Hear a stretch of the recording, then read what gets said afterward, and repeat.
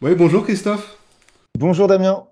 Ouais, je suis très content de t'accueillir sur cette vidéo. Ça fait quelques années maintenant qu'on se côtoie, qu'on échange, avec grand plaisir en tout cas de mon côté.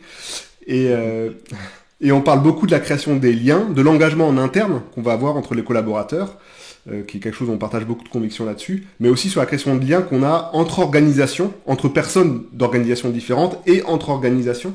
Et je sais qu'on se retrouve sur pas mal, comme je disais, de convictions, en particulier que c'est pas le contrat qui fait le lien, c'est vraiment l'engagement et la valeur qu'on est capable de créer. Donc c'est un peu le sujet dont on va parler aujourd'hui, l'animation, l'écosystème. C'est Et- ça. Tu sais que j'aime beaucoup parler de principe de coopétition. Oui.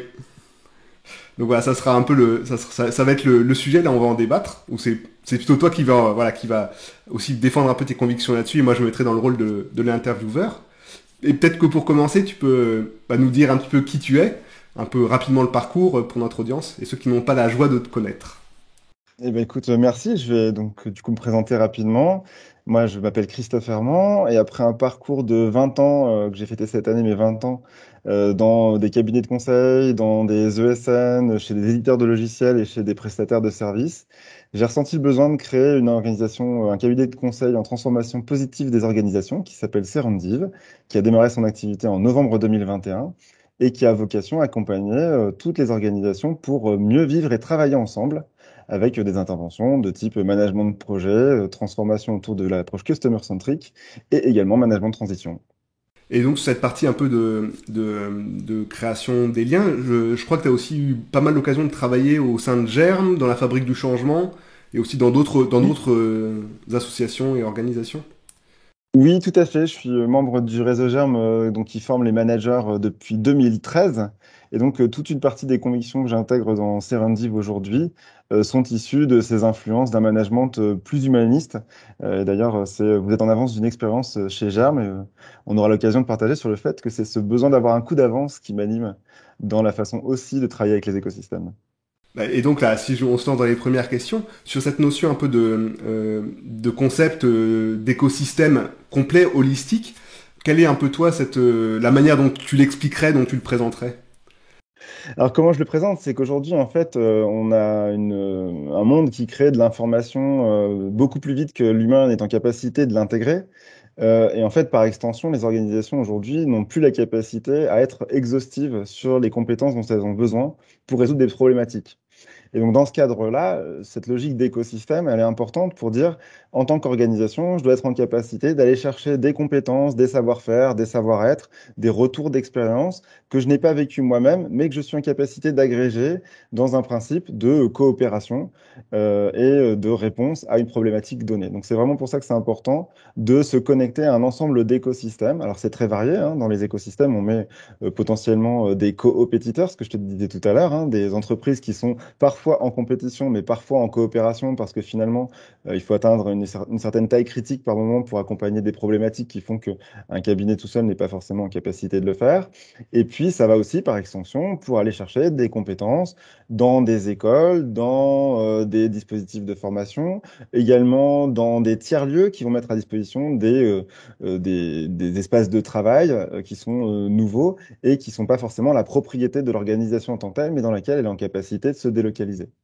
Et ce qui fait que pour bien clarifier ce point-là, toi dans ta vision, c'est bien écosystème avec un S, dans le sens où des fois en tant qu'individu, on va plutôt être travailler dans des écosystèmes dans lesquels on est relativement à l'aise, donc en quelque sorte qu'on maîtrise avec des intervenants ou des compétiteurs ou voilà, des organisations qu'on connaît, qu'on maîtrise, et on voit cette vision d'écosystème avec un sans S en quelque sorte, et toi tu as bien cette vision de ce qui crée la valeur, c'est aussi la pluralité en quelque sorte de ces écosystèmes. Exactement, Damien, c'est tout à fait ça. Et d'ailleurs, dans Serendive, il y a une particule qui est commune avec le mot sérendipité. C'est pas un hasard, c'est fait exprès. Et donc, le fait, effectivement, de confronter ces écosystèmes qui ont peut-être des intérêts ou des approches du monde un peu différentes, créer une magie, une étincelle qui fait qu'il y a des nouveautés et de l'innovation qui émergent de la confrontation, par exemple, du regard d'un étudiant sur une organisation ou la transformation d'un business model ou d'une organisation professionnelle qui connaît bien son métier, son expertise mais qui a besoin de se réinventer par rapport à un monde qui est en pleine transformation. Je pense que tu connais l'acronyme VUCA, hein, volatile, incertain, complexe et ambigu. Oui. Et si maintenant on parle un petit peu de méthodologie, parce que l'écosystème, enfin on aimerait tous être intégrés dans plein d'écosystèmes et de pouvoir créer plein de valeurs, si on parle un peu des grands principes de la méthodologie, C'est quoi pour toi un peu cette manière d'avancer là-dessus? Alors, je me suis amusé à faire une infographie sous l'influence des enseignements que j'ai reçus en étant chez Germe et puis notamment d'un intervenant passionnant qui s'appelle Marc Alévi. Marc Alévi, il partage le principe, 8 principes clés finalement pour réussir à développer un écosystème. Quand on parle d'écosystème, on parle aussi de fonctionnement en réseau. Et donc, il y a 8 principes qui permettent de bien s'appuyer sur cette mécanique pour aller à la rencontre des écosystèmes. Et le premier sur lequel on s'appuie, c'est finalement quand l'organisation elle a une identité. Alors, une identité, elle se construit de 2 façons. Elle se construit parce que les personnes qui s'assemblent dans l'organisation ont un objectif commun. C'est ce qu'on appelle la vision ou l'identité par le haut. Et c'est aussi l'ensemble des expériences qui sont vécues par les membres de cette organisation, ce qu'on appelle la partie vécue et donc plutôt construite par le bas, c'est-à-dire tout ce qui va faire le legacy, ce qui fait du lien concrètement à travers les expériences qu'on a vécues, les plus heureuses et celles qui ont été plus difficiles mais qui ont été source d'enrichissement. Et du coup, le deuxième principe, c'est que chaque membre de ce réseau est autonome. Alors, il ne faut pas confondre autonome et indépendance, hein. L'autonomie, c'est bien, je suis en capacité de résoudre un certain nombre de choses à mon niveau, mais je ne suis pas déconnecté des autres. Euh, je suis bien en relation. Et le principe, le suivant, le troisième, c'est que les personnes qui sont en responsabilité, et donc ça marche aussi dans une organisation au niveau des collaborateurs, on parle d'entreprise, de libération d'entreprise, à un moment, il y a ça qui était très à la mode aussi. La mécanique générale, c'est de dire, j'essaie de résoudre les problèmes avec les acteurs qui sont au plus proche du problème. C'est ce qu'on appelle le principe de subsidiarité. Et pour que ça fonctionne, dans un réseau, on n'a pas toujours les réponses à tous les problèmes. Et donc, on doit pouvoir faire appel au réseau pour disposer des compétences qui vont permettre à la personne qui est en rencontre avec le problème de résoudre le problème. Et c'est le quatrième principe, c'est le principe de solidarité, finalement. Et là, on rejoint le principe des organisations apprenantes. Finalement, ce que j'ai appris moi localement, je le remets à disposition de l'ensemble de l'écosystème pour que mes interlocuteurs, mes personnes avec qui je suis en lien, en relation, puissent aussi s'inspirer de ces retours d'expérience pour, à leur tour, eux-mêmes, résoudre des problèmes localement. Donc, je peux appeler des compétences dans le réseau et je mets moi aussi ce principe de compétences à disposition de mon réseau. C'est pour ça que, si je reviens sur le principe numéro 2, c'est bien une forme d'interdépendance, une autonomie, et pas d'indépendance où on est complètement isolé. Le cinquième principe, finalement, c'est de dire cet écosystème, la volonté, c'est le mouvement qui est derrière, c'est la fractalité, c'est-à-dire c'est d'augmenter la surface d'échange avec l'ensemble des écosystèmes tiers. Et finalement, une espèce de forme d'absorption qui fait que il y a une logique d'étendre le spectre d'intervention et de rayonnement. Et pour faire ça, on a besoin, dans le sixième principe, d'une gouvernance. Alors, c'est un gros mot, hein, gouvernance. Chez les architectes d'entreprise, on en parle pas mal, mais c'est finalement assez simple une fois qu'on a bien en tête. C'est finalement dans un réseau, il y a tout ce qui est autour de l'animation de ce réseau. Et donc, on va mettre ça derrière une notion de charisme. Il y a une notion de tout ce qui est autour de l'expertise, le savoir de ce réseau, ce qu'on va appeler l'autorité. Et puis enfin, il y a la capacité de ce réseau, de cet écosystème, à prendre des décisions, à faire des choix. Et c'est ce qu'on appelle la décision, donc le principe d'avoir du pouvoir. Donc la gouvernance, c'est pouvoir, charisme et autorité. 3 rôles qui sont bien distincts parce que s'il y a une entité ou un individu qui essaye d'embarquer 2 ou 3 de ces piliers en même temps, en fait, il va être déséquilibré. Il y a toujours un qui va gagner par rapport à l'autre. Donc la gouvernance, c'est de faire en sorte que ces 3 principes cohabitent en bonne intelligence. Et là, on fait appel à de l'intelligence collective. Ce qui nous amène au cinquième principe d'affiliation sociale. Chaque membre de ce réseau est responsable à son niveau d'une partie de production de la valeur de l'ensemble. Et donc, on est au cœur des principes de désilotage, finalement. On n'est pas, encore une fois, on n'est pas indépendant, on est bien tous partie prenante d'une production de valeur globale qui est partagée par la vision et l'identité qui est portée par ce réseau, par cet écosystème. Et enfin, la logique, c'est de dire comment est-ce qu'on essaime, comment est-ce qu'on réplique, sachant que les organisations humaines sont pas faites pour être composées de millions de personnes, quoi. Il y a plutôt une logique de créer des cellules qui sont à taille humaine et qui vont donc dans la logique de prolifération comme les cellules du vivant. Finalement, à partir du certain taille, eh ben, on va recréer 2 entités qui sont en capacité d'interagir ensemble, mais qui vont recréer un espace d'interaction suffisant pour que les relations soient supportables pour chaque composant de cette cellule. Ce qui fait qu'il y a une question de taille, en quelque sorte, taille critique pour atteindre une création de valeur, mais aussi de taille maximale, en quelque sorte, pour que un écosystème soit efficace et puis que les gens puissent vraiment créer ces liens entre eux au sein de l'écosystème. Oui, tout à fait. Et d'ailleurs, ce qui est très marrant, c'est que quand tu regardes dans la littérature, cette taille critique, elle est autour de 40 ou 50 personnes. Donc c'est assez rigolo. Ouais. Ouais, c'est intéressant de faire ce parallèle-là, qui est presque des parallèles organiques en quelque sorte sur ces modes de fonctionnement-là. Je comprends très bien là les principes qui sont très intéressants pour cette approche théorique.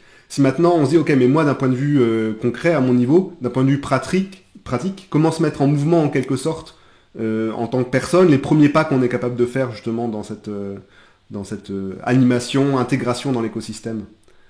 Ah, je reconnais bien là ton pragmatisme, Damien. Effectivement, la logique, c'est de dire, c'est quoi mon plus petit premier pas possible? Par quoi je commence, en fait?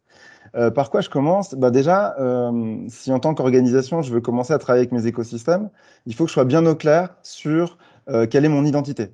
Et donc, c'est là qu'une approche en disant, j'ai des valeurs, une vision du monde qui sont claires et partagées, facilement explicables, c'est déjà un premier pas qui me permet d'aller à la rencontre avec ces convictions. Alors, j'ai une petite punchline que j'aime bien utiliser, je pense que tu la connais, hein, je la répète assez souvent, mais qui résume le métier de consultant, mais même par extension, je pense, le métier de n'importe quel collaborateur dans une organisation moderne et performante. Finalement, un individu, pour moi, qui est bien à sa place dans une organisation, il est fort de ses convictions, riche de ses expériences et humble dans ses propositions. C'est-à-dire que il a des convictions parce qu'il a des valeurs, parce qu'il s'est posé des questions sur quel est son rôle dans l'écosystème dans lequel il intervient, quels sont les sujets qui l'intéressent et qu'il a envie de partager. Ses convictions, il les a construites par rapport à toutes les expériences qu'il a vécues. Et donc, il prend du recul par rapport à ce qu'il a vécu. À chaque fois qu'il vit une expérience, et un peu en s'inspirant des principes du mode agile, c'est je me pose des questions sur je viens de vivre quelque chose et en quoi ça m'a nourri, en quoi ça m'a fait progresser, en quoi ça m'a appris quelque chose que je ne savais pas. Et puis, il est humble dans ses propositions parce que finalement, une fois que tu as fait ce travail-là, tu te rends compte qu'il y a des réalités, des interprétations différentes de la réalité qui cohabitent. Et soit tu en fais une source de conflit, soit tu en fais une source de richesse. Tu sais très bien que moi, je travaille plutôt sur le fait de dire comment on fait de nos différences un espace d'enrichissement réciproque. J'aime bien parler de transactions à somme positive quand on fait des transactions de connaissances. Et donc finalement, pour répondre à ta question de départ qui était mais par quoi je commence? Bah déjà, je commence par me dire de quoi j'ai envie de parler, de quoi j'ai envie de partager dans mon écosystème. Et puis de systématiser, et c'est là que les approches agiles aident aussi avec cette logique d'itération courte, de dire je me pose régulièrement la question de dire en quoi ce que j'ai vécu vient confronter ce que je croyais? Est-ce que ça renforce ce que je croyais? Est-ce que ça m'apporte un éclairage différent? Et du coup, comment je partage autour de moi le fait que j'ai été surpris ou que j'ai été renforcé dans mes convictions?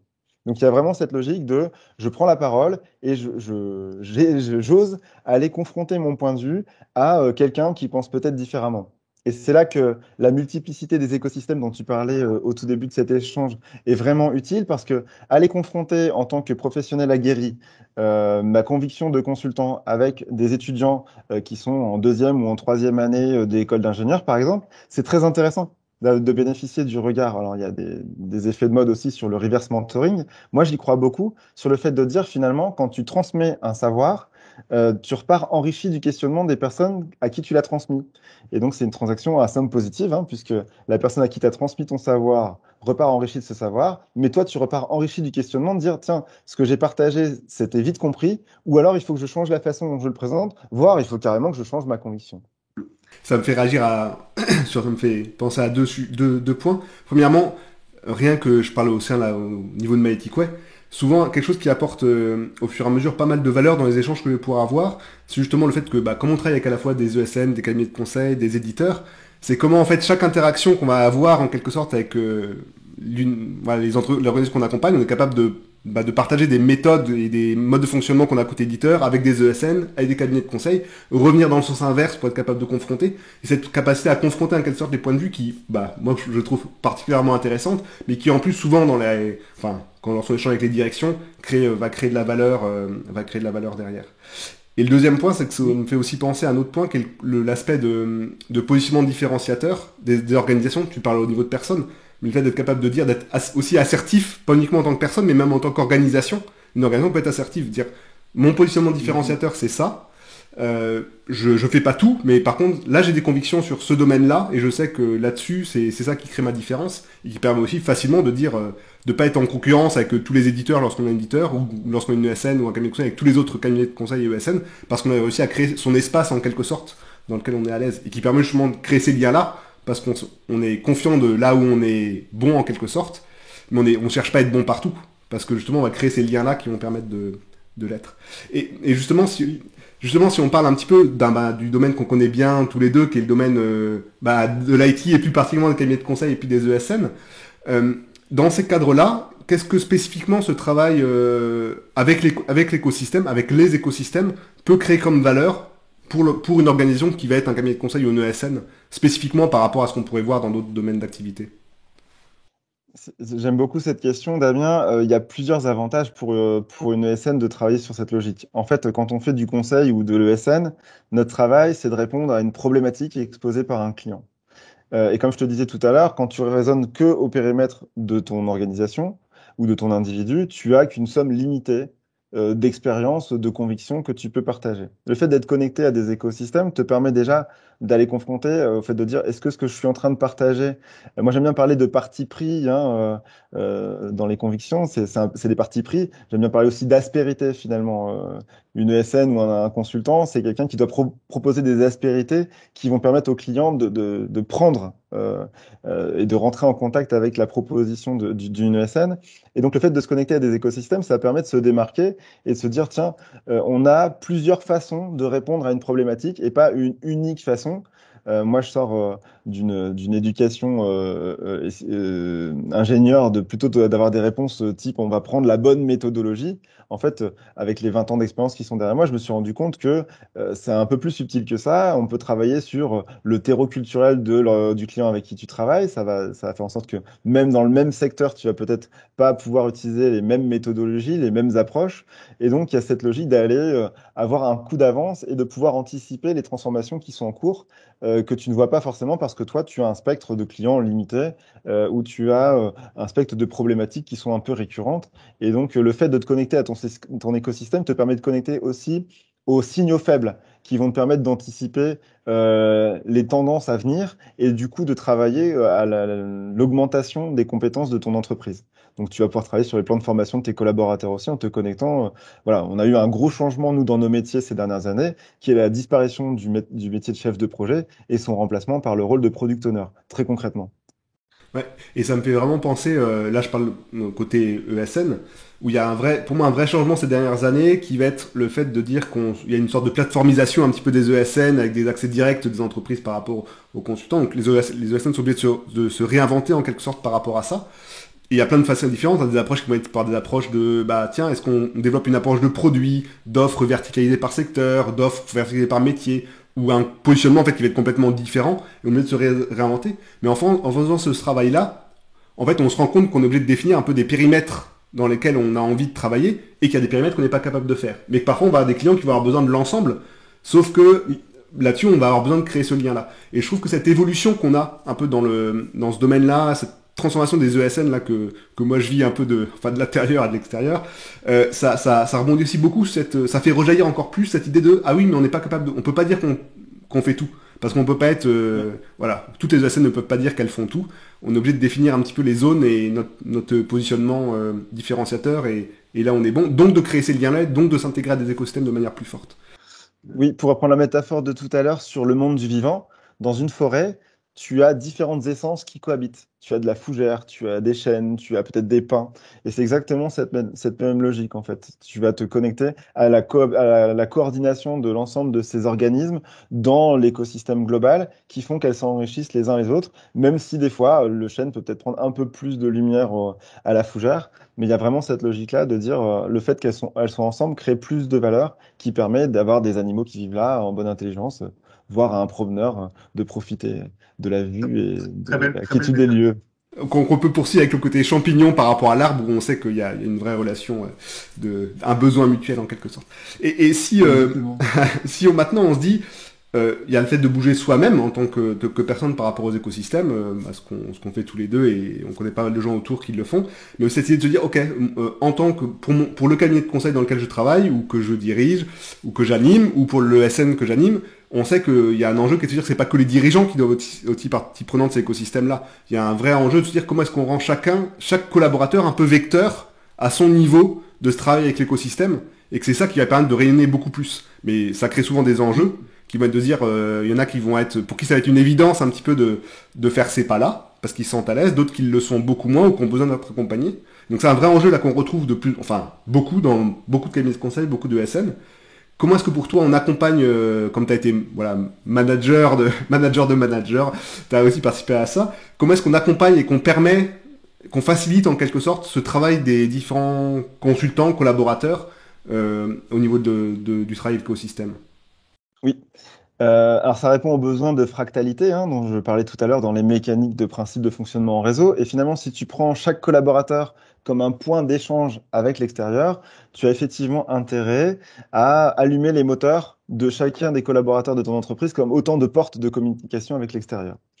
Ça, c'était un préambule à ma réponse à ta question, même si elle n'est pas complètement dans la réponse. Il y a deux éléments sur lesquels moi je pense que c'est important de travailler quand tu travailles dans une ESN. Le premier, avant tout, c'est la question du temps. Et on sait que dans les ESN, on est souvent piloté par la facture, le taux de facturation. Et c'est ce qui fait la prod en fait. Hein. Quand tu es dans une ESN, tu produis du jour homme et facturé, et c'est ça qui te fait tes revenus.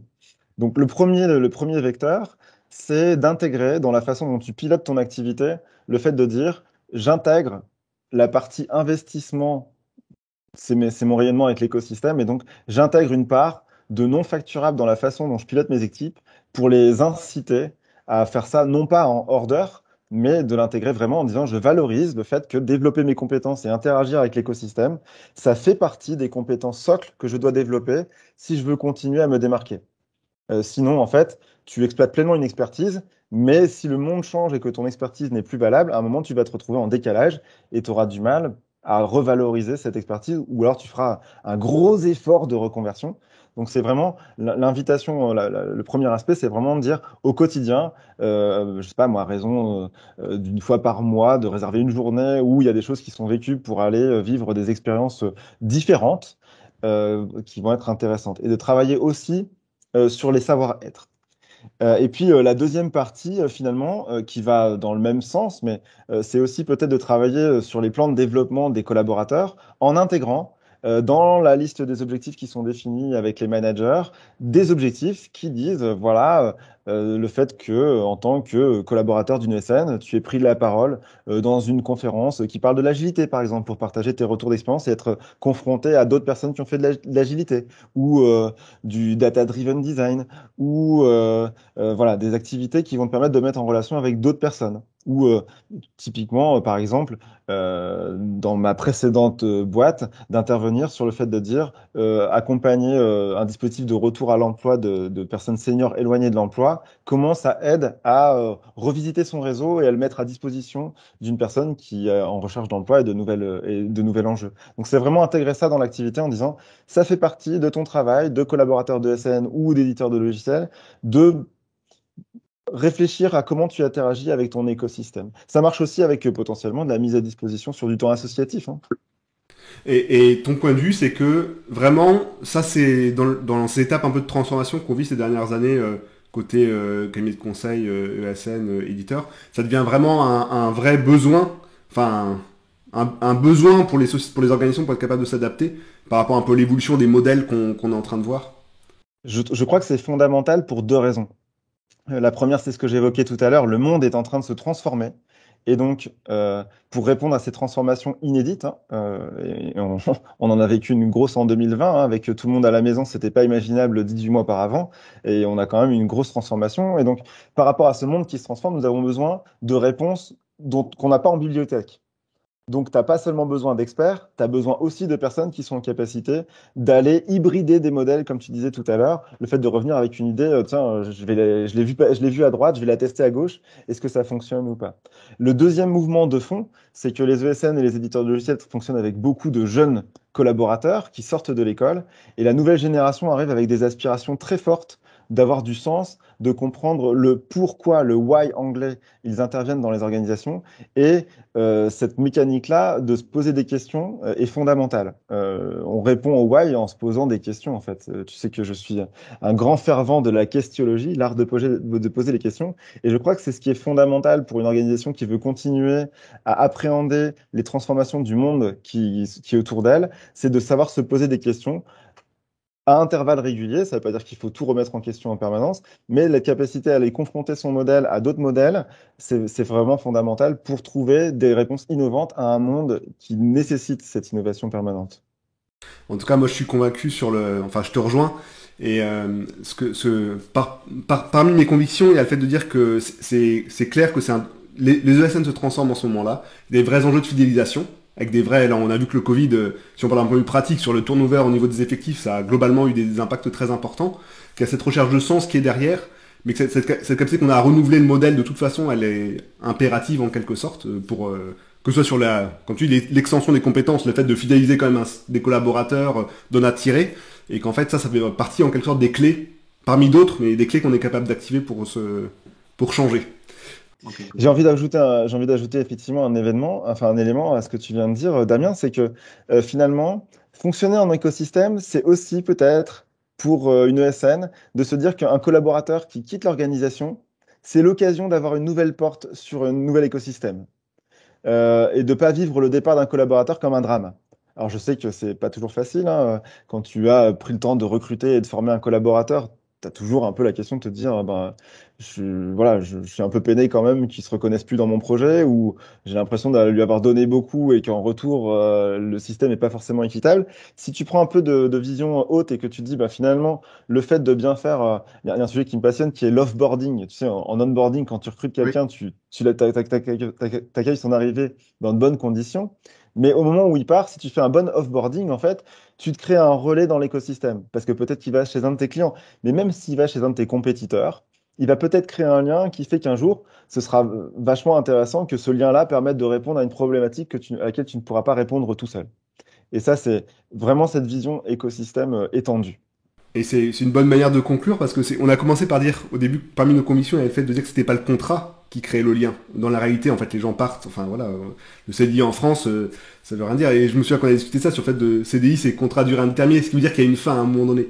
Et que le fait C'est de dire ça. que c'est pas le contrat qui va faire le lien dans le temps, c'est vraiment ce que tu vas être capable de créer comme engagement, comme sens mutuel, et qui fait que Oui. bah, tu arrives à prendre du recul à dire bah c'est pas parce que le contrat se finit que le lien se finit pour autant, et que c'est une porte, et que je pense que côté ESN, cabinet de conseil, on a quand même des taux de personnes, enfin des durées de personnes qui restent qui sont quand même relativement faibles peut-être par rapport à d'autres secteurs d'activité. Bah, le fait de changer ce Oui. switch-là, bah, ça fait qu'on a quand même une capacité de créer de la valeur et cet impact dans l'écosystème qui est voilà, qui peut créer un changement là-dessus. J'en suis ultra convaincu parce que c'est aussi des choses que tu vois dans les collaborations qui sont fructueuses. Tu as des liens qui restent entre collègues qui donnent ensuite de nouvelles aventures. Et donc, c'est vraiment important pour une organisation d'intégrer ça en disant, bah, finalement, de la même façon que tu as des alumni d'école, tu pourrais imaginer que les entreprises organisent ou contribuent à animer un alumni des anciens collaborateurs. Ça commence à se faire de façon plus ou moins pirate, de façon plus ou moins de collègues qui étaient heureux de se retrouver. Mais tu as cette mécanique-là qui se met en place et qui te crée un réseau, comme tu as un réseau d'anciens élèves, et ben, tu as un réseau d'anciens collaborateurs qui font vivre encore une partie de l'histoire, mais en dehors de ton organisation.